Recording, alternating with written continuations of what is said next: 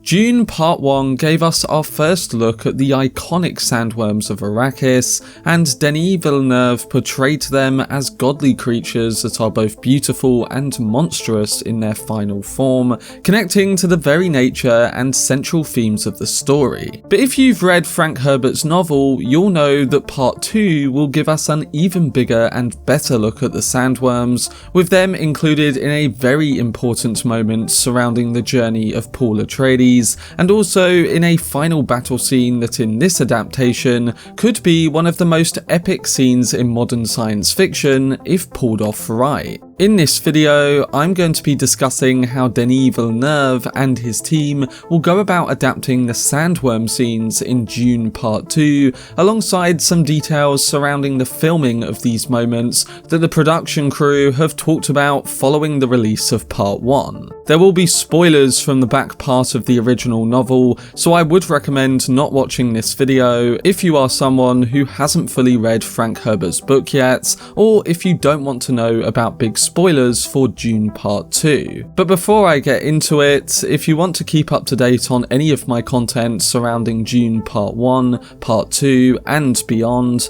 then don't forget to support this upload by giving it a like rating, subscribing to the channel and turning on your notifications. Also, feel free to check me out on Twitter, Facebook, Reddit and Instagram at Cortex Videos, which is all linked in the description below. But without further ado, let's dive into the sandworms of Dune Part 2.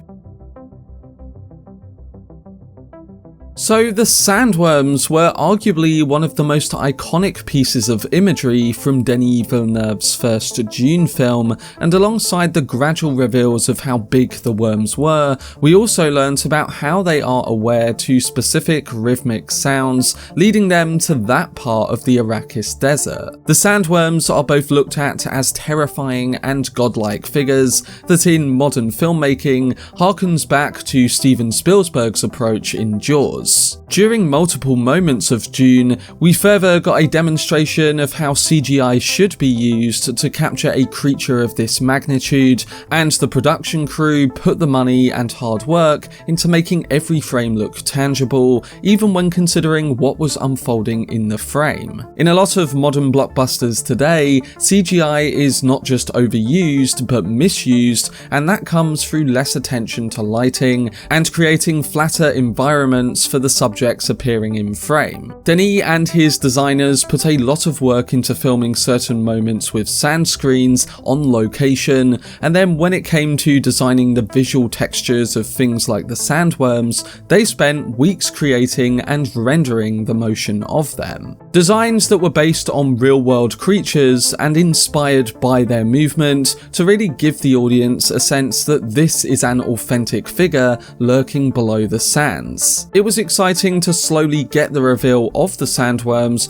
and the effort and detail that went into each moment had to be applauded with that first film. I would recommend watching the behind the scenes features on the 4K or reading about this in The Art and Soul of Dune to really grasp a better sense of the things they accomplished there. But while these scenes in Part 1 were super impressive, Part 2 sets up even bigger tasks for the teams working behind the project. While Part 1's ending shows that the Fremen can ride sandworms, they also view the creatures as spiritual symbols. So if Part 2 is going to fully capture the sandworms in the second half of Herbert's novel, then the meaningful teases of the original should be showcased alongside Villeneuve's filmmaking and feel organic within the big moments that they appear on screen. One of the reasons that they are more integral to the book, rather than just being a deadly monster, is because the spice melange is produced by the worm's reproductive process. This wasn't explained in the first film, and it's one of the many details about the worms that I'm sure will be addressed in the sequel. Another one is that the older and larger sandworms are important to the Fremen's belief system, with them being viewed as gods called Shai Hulud. Now, while we did learn about this, what we haven't learned is that for a Fremen's rite of passage, they would have to learn to ride and control a large sandworm. Of course, at the end of part 1, Paul has now chosen to join the Fremen and learn their culture and ways, which further includes a relationship with the Sandworms too. And one of the big scenes that we will likely see within the first half of the second film is Paul learning to ride one himself, leading later on to an ending battle against the Harkonnens, with multiple Fremen riders bringing even more Sandworms into war with them too. Starting with the scene where Paul learns to ride a sandworm, we can expect that this is going to be one of the defining moments in the first half of the second film. In the book, Paul meets with Stilgar, who gives him a thumpter to call the worm, and other Fremen members give him the maker hooks that we saw Liet Kynes use in the first film to grab onto the worm's side. Paul activates the thumper, and in return, the huge worm makes its way towards him, with Paul eventually making contact and snaring one of the worm's ring segments with the maker hooks so that its tissue will be exposed to the sand and eventually rotate him to the top. Returning production designer Patrice Vermette stated in an interview with Vulture that they continuously researched core points surrounding the sandworms so that they had this in mind when it comes to its designs and how it will look on screen. Vermette said that they looked at how it feeds, how it lives, how it survives, and how it's being ridden by the Fremen. We thought about how the skin is made so that you can climb on it. I'm guessing that they are once again going to use sand screens in moments like this to really capture the correct lighting and better composed subjects. Making Timothée Chalamet's Paul Atreides riding a sandworm look realistic is going to be a feat to pull off, but again,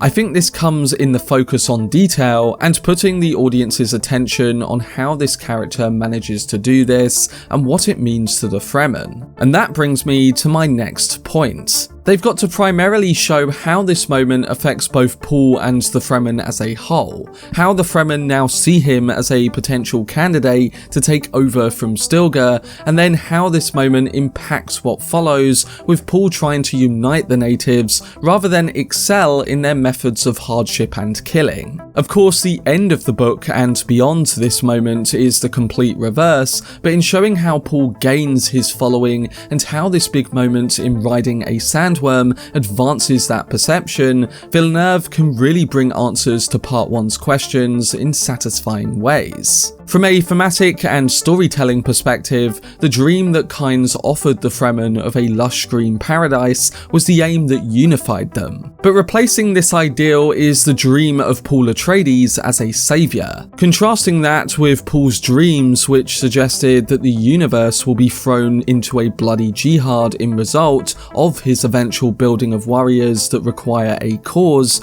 makes the final destination even more fascinating. We know that we are leading to this in Villeneuve's faithful adaptation of the book, but again, in huge moments like with Paul riding a sandworm and him and the Fremen fighting the Sardaukar in the desert, we'd really start to see that path unfold and be shown meaningful imagery for the story. Denis' visuals and moments of action traditionally show the core storytelling themes, and I'd expect in a lot of the new moments with the Fremen and the Sandworms that we will get just that.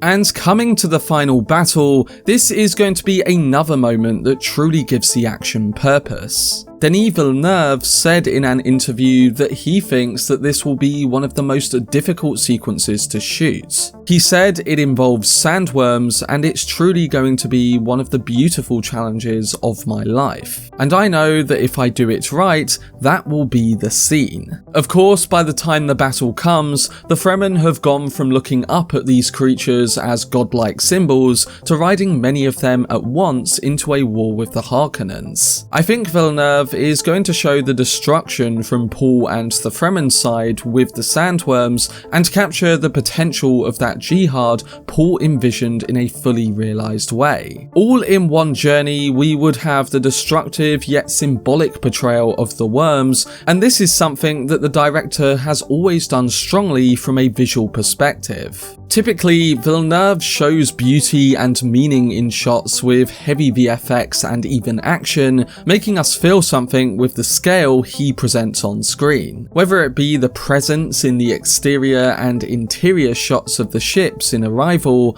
or the vibrant emptiness of the San Francisco shots in Blade Runner 2049. Even the action-filled moments capture some kind of tension or feeling from the protagonist and audience about what is truly going on, like in that Sicario border scene or in the fight at the end of Blade Runner 2049 between Kay and Love. In a lot of blockbusters today, we see that the action is framed in a way for entertainment. We rarely get too much of the central story built upon in a unique way, or character struggles and ideals delivered on to a satisfying degree. But Denis knows that there is underlying discourse in that final battle on Arrakis, one that involves revenge and the start of a bloody war, and not just one that shows Paul and the Fremen leading to victory. I think we're going to see the twisted nature of that as a reverse to the first film, and the visual power of the Sandworms in that sequence acting as a destructive tool to put that in motion. And just imagine the way they'd have to capture this. Now, there was recent news that the production team are expanding their shooting to other Hungary locations, in addition to Origo Studios, with up to 4 units working side by side.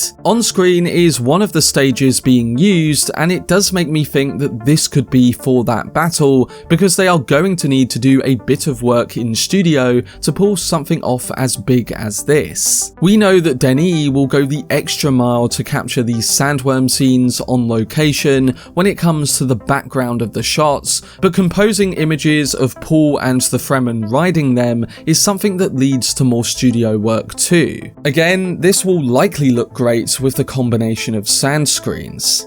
As I've touched on just some of the work that needs to be done to pull off these huge Sandworm scenes, the further comments of the Dune production team share much more light on that process too. Patrice Vermette and sound designers Mark Mangini and Theo Green are apparently already working on the Sandworms' next design phase for part 2. For one, they mentioned that the connection to the spice and the sand trouts would be a big part going forward, and they also stated that Paul's spice visions originally included images that show the worm's entire life cycle and how they function. Theo Green said it was something that was only ever in the storyboard phase and not developed further, but we did create a few sounds for it. We had Paul seeing the sand trout and came up with a very strange sound, like a watery heartbeat. That could be tapped into for part 2. Patrice Vermette also spoke on the Sandworm's designs, saying, "We designed the worm while thinking of how it would grow, because we knew there are different sizes in the book." And the sound designers also teased that they have a lot of stored recordings from the desert and sounds from underneath sand dunes to give them notes on everything a worm might need to do. It's this level of attention to detail that depicts exactly how Villeneuve and co are methodically building this universe with all the integral elements, characters, and their designs. The Sandworms are one of those elements, serving as a motif for the religion and power of the Dune story, but also a part that is used by Paul and the Fremen to take back Arrakis. Denis is a master at capturing iconic imagery and poetic action that I imagine will look outstanding in relation to some of the scenes we will get with the Sandworms in part 2. We'll have to wait and see, but I think the Sandworms of part 2 are going to carry more weight in the visual universe of Denis Villeneuve's Dune, just like they did in Frank Herbert's iconic novel all those years ago. But that was my video discussing the potential of the Sandworm scenes in Dune Part 2. It's going to be interesting to see how these iconic moments will be adapted to the big screen, and I'm expecting the grandest of scale and moments depicted with impactful meaning that will hopefully translate even better to screen than what we got in Part 1. Like I said, Denis is a master at adapting powerful, beautiful, and monstrous images within his films, and And like was seen before, we can expect the Dune cast and crew to go the extra mile in making the Sandworm scenes feel as authentic as possible. But let me know down below in the comment section whether you're excited to see how they will bring the Sandworm scenes to life in Dune Part 2. For much more videos and news on Denis Villeneuve's Dune universe, then subscribe to the channel and turn on your notifications. Also, if you enjoyed this video, remember to leave a like rating and follow me on social media via the links in the description. But anyway, I hope you guys enjoyed it. I've been Cortex, and as always, make some noise.